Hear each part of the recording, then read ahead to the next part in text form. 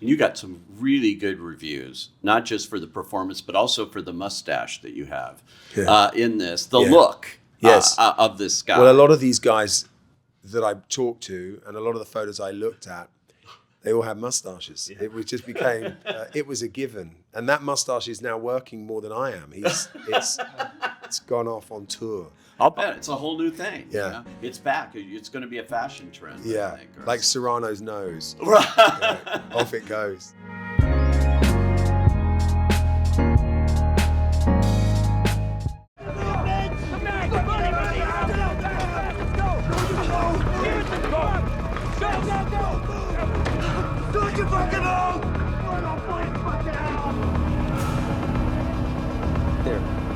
There they are. Shit.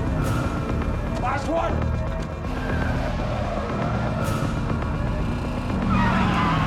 You cover me. Come on!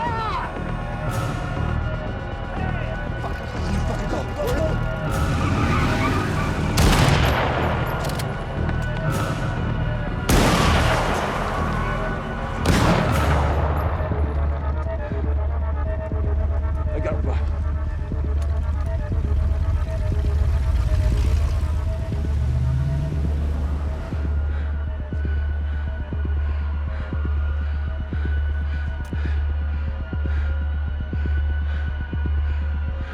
Welcome to the actor's side today. Oh my gosh, I've waited to have him on this for the longest time, and we'll talk about that. But Jude Law, who's the busiest actor in Hollywood and the world right now, judging from all of these projects you're in, had two films actually at the Toronto Film Festival, The Order and Eden, Ron Howard's new film. And you're also in Star Wars Skeleton Crew coming up. Black Rabbit, which you're producing, a miniseries. My God, do you ever stop working? What's the deal here? This is Jude Law. Hello. Not at the moment. It's been a busy couple of years. Yeah. I mean, some of those have become about because we developed them through my company. And so, you know, they're a real labor of love. And others are just very exciting directors offering really exciting parts. I find it very hard to turn that opportunity down. Yeah. And you mentioned your company because you are now producing a lot of these projects, The Order, your newest film, and one that I loved.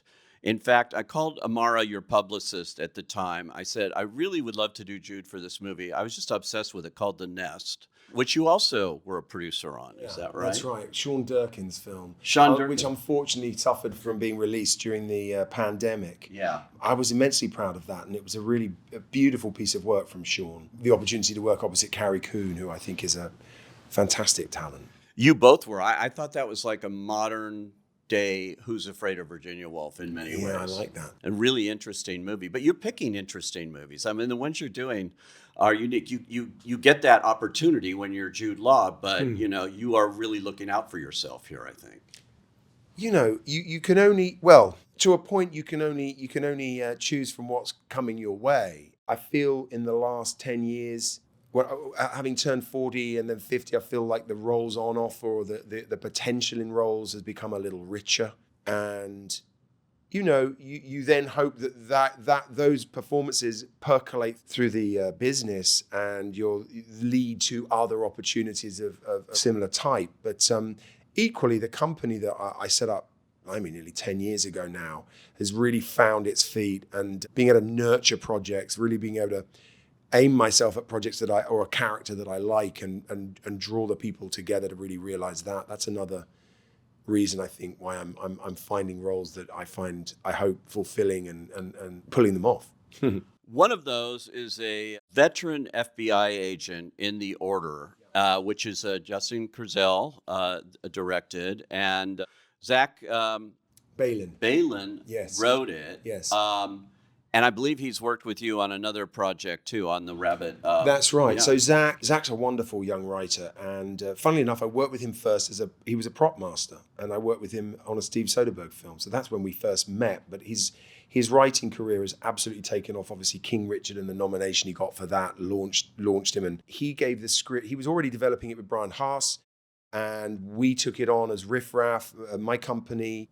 It was an extraordinary experience. He's an incredible collaborator. We were very lucky to get Justin to do it. He was perfectly suited to the material, really recognized the power of leaning on the genre and sort of mining the humanity of the piece to deliver this true story. But yeah, we got on so well. We developed this other show. We've now done a TV show, which will come out probably next year. Yeah, limited series, right? Limited with series. Jason Bateman. That's right. Yeah, that sounds intriguing too. It's so great to get to work with these people. I mean, Justin Kurzel's really a fascinating director to me. What he's done in the past and how he did this movie, which is so timely. It is so ripped out of the headlines almost now in the world we're living in, with racism and anti-Semitism and this extremism in the political world and everything.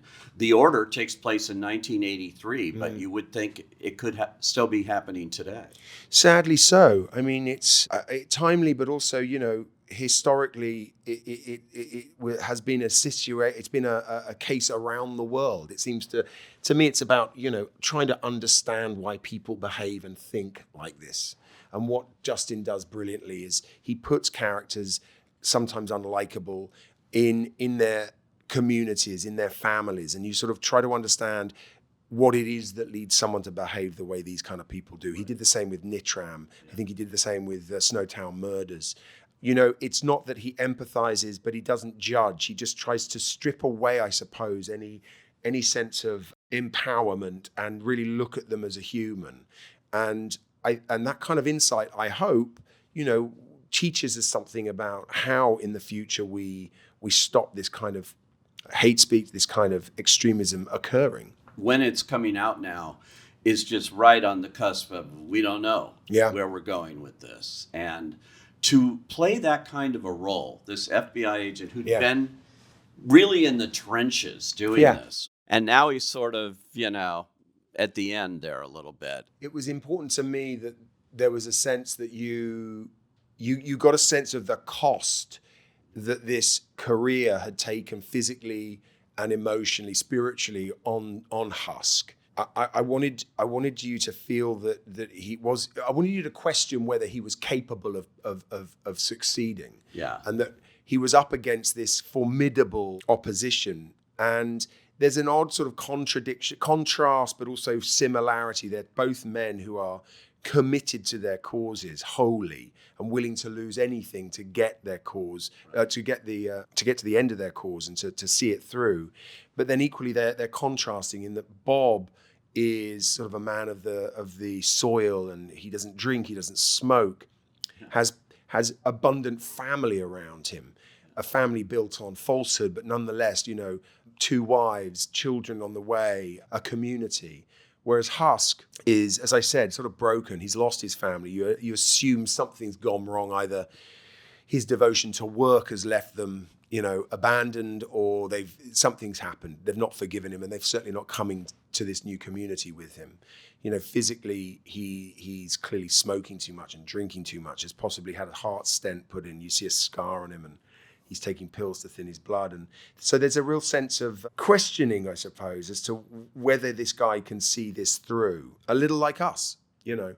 Yeah, to get into a part like that, I mean, you know, it's the good stuff. It's why I do it. You know, you especially if you're in the hands of someone like Justin, he's very considering and encouraging, and then also exhilarating. He can really rile you up and keep pushing you. But it was a wonderful experience to work for him. And did you work with FBI agents? How do you prepare to play one like this and find the right kind of agent? Because even though it's based totally on a true story, your character's more of a collection of different people. Yeah, it seemed only fair that the way we wanted to play Husk within the story as a whole, not to base him on one of the actual special agents. So we sort of composited him, and then we really embellished that character with the backstory that I just talked about. It was important. You're absolutely right to speak to the agents of that time, because of course the agency's changed an awful lot, and the guys that were serving then, you know, had approached it for different reasons and were trained in very different ways. So I was lucky enough to be put in touch with, I'm trying to remember, 3 or 4. One in particular was very, very helpful and just gave me great insight, and certain books that he pointed out for me to read on the agency. I was curious as to what it was that made people join up and at the cost of their private lives, at the cost of their own life, Right. especially those that went undercover. I mean, incredibly brave individuals. And I really wanted to get to the root of that. What is it? And some spoke just of really disliking bad guys, having had experiences as children, either being bullied as kids or watching loved ones being bullied or, being bribed by some local, tough guy, I don't know. And just that embedding in their spirit. And then also, some who just had a real devotion to the country, to the United States, and really wanted to serve the country with great pride. So putting that in the DNA of Terry Husk was really key. It gave him this kind of solidity and a gravity to the case in hand. And that was a good starting place for me. I mentioned you're so busy now. I know Eden, working with Ron Howard, first time? It was. Yeah. I wish I hadn't left it so long. Yeah, he's a delightful man, and you're on a movie maker's film set when you're with Ron. A little like working with Spielberg, he has just this overview and a speed of thought and understanding of the process that is just remarkable. He's a very young 70, but he thinks and acts quicker than anyone else on the set. We're all keeping up with him. And it was a tough shoot. I think he said, plan B is shoot faster, right? Because there was, we were shooting outside. If it started to rain, we had to stop. We had to shoot faster. I mean, we were up against it on the Gold Coast in Queensland, Australia, recreating an encampment on the Galapagos. So yeah, it was hot and stinky and lots of flies and insects. And we had 3 snake wranglers keeping all the poisonous snakes away from the set. Oh my God. But it was an extraordinary story to bring to life, a true story with very eccentric, extreme characters, again, all true, and a wonderful cast bringing them to life. It was a great time. I don't know how much you can talk about Star Wars. I'll tell you bits and pieces. Okay, because... What would you like to know? A lot of people are waiting for this. This is sort of a coming-of-age Star Wars story. Yeah. John Watts had a brilliant idea that chimed with me immediately, which is to take the spirit of those Amblin movies of the 80s and combine it with Star Wars. Right. And it chimed with me because my relationship with that franchise started when I was 6 years old.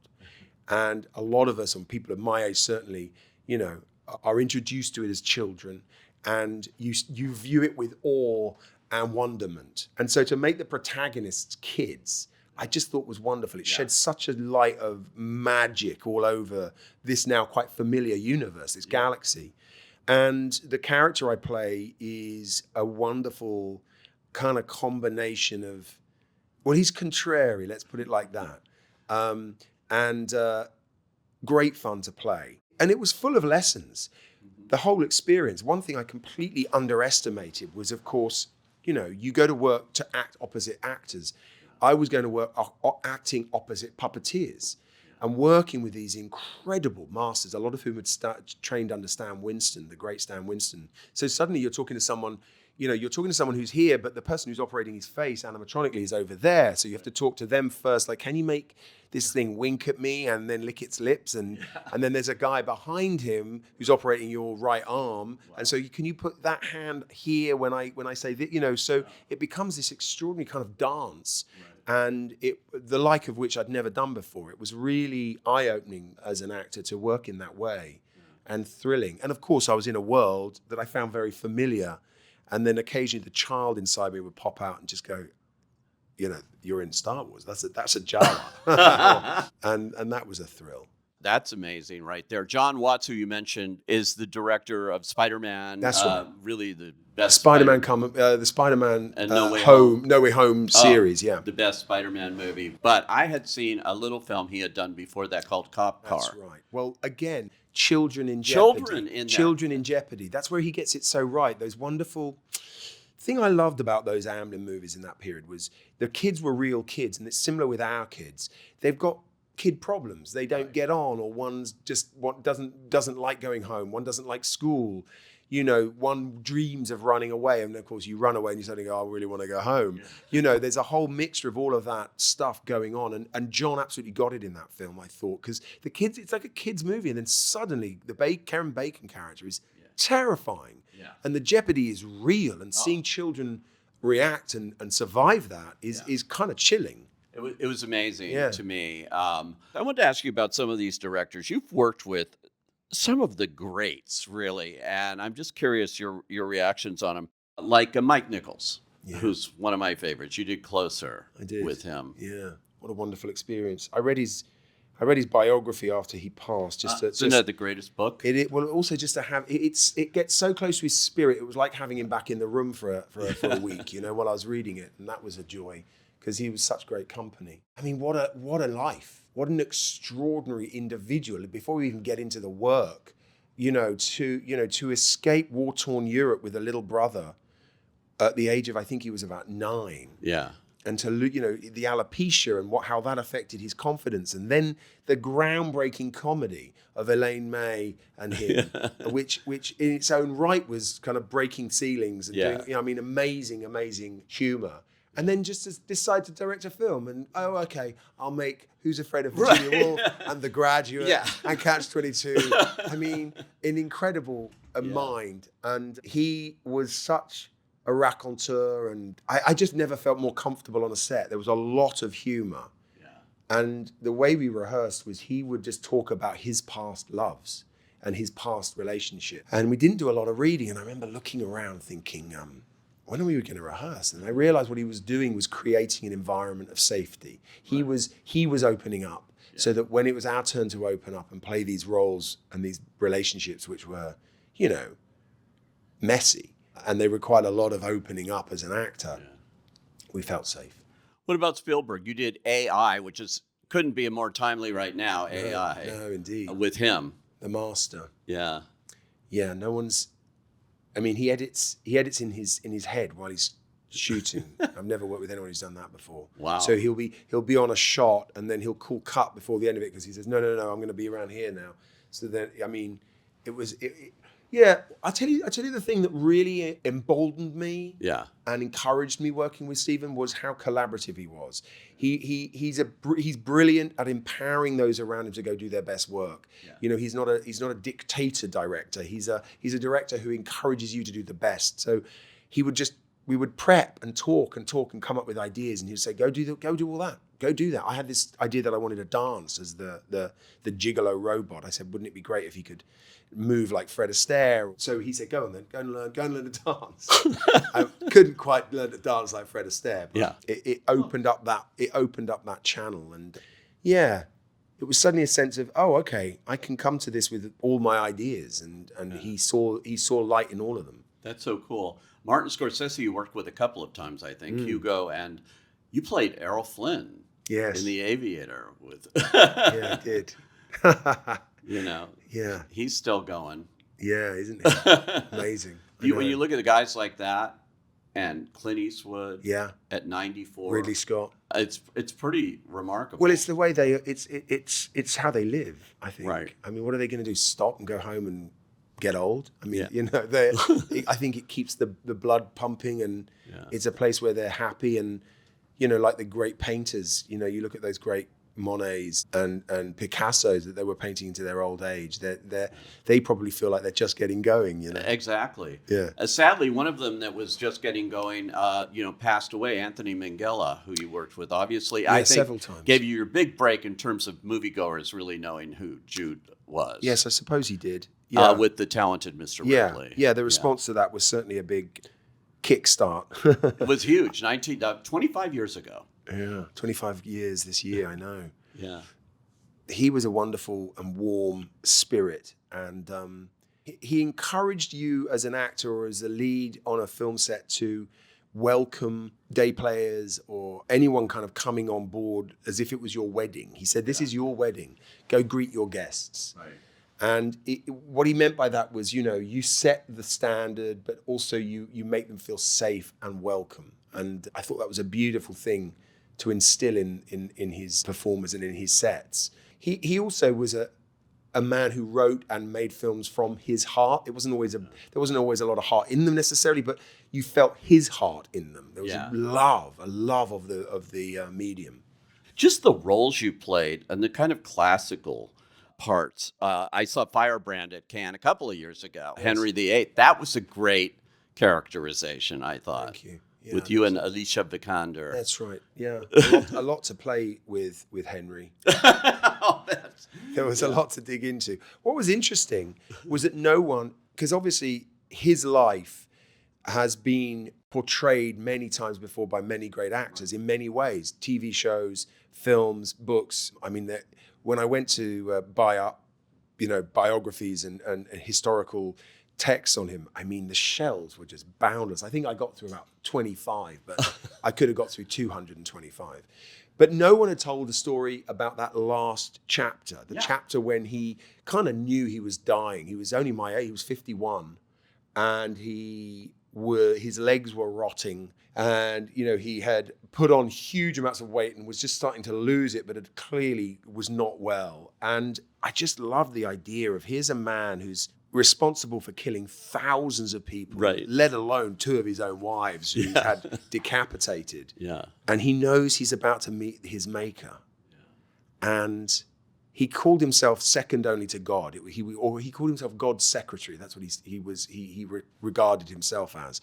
And I just thought, well, what must have been going through his head and his heart, knowing that finally he had no excuses. Finally, he had to really, reckon with his actions and who he was, and having made himself unlovable, because also the potential at the beginning, he was this brilliant young man. He was a giant in size back then. He was over 6 foot, which, 400 years ago, no one would have been that tall. And he was a great sportsman, a great musician. He danced. He brought music and theatre into London a lot more, into court, and was a romantic.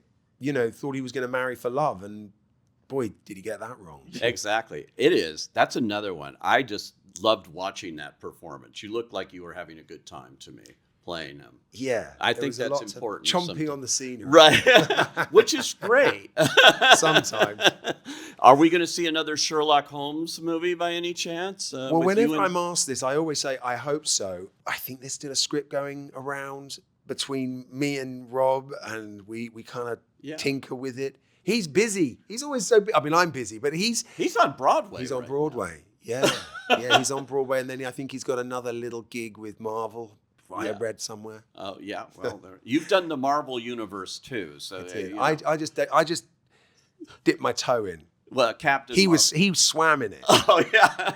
That's true. And going back to it, which surprised me. Speaking of Broadway and stages, you haven't done a stage since, I think, 2017 or so. Do you want to go back? You've done so much theater, obviously. No, I certainly will go back. I've just got a real passion for... There's a momentum, it feels, with what I'm doing on film. We talked about my company, and that feels like that's really finding its place and its voice, and a lot of the stuff that we put into development is coming through. So I don't know that I'm going to do a play anytime soon. I mean, it's where I started. It's in many ways my first love, and I can see myself probably ending there as well one day. There are lots of roles I want to play. Really, which one? Well, so I played Hamlet, and then I played Henry V. Someone said to me once, to get to Lear, you have to play Hamlet, Henry, Benedict, the Scottish king, and then you're able to play Lear. Yeah. And Lear's, I've got years, but those are just a few I'd like to tackle one day. Well, if it's the theater or if it's movies or television, I can't wait to see the limited series that you've just done, and of course Star Wars. You're everywhere, and we hope you stay everywhere too. Thank you. Thanks so much for joining my pleasure. us on Thank the you. Actors Side.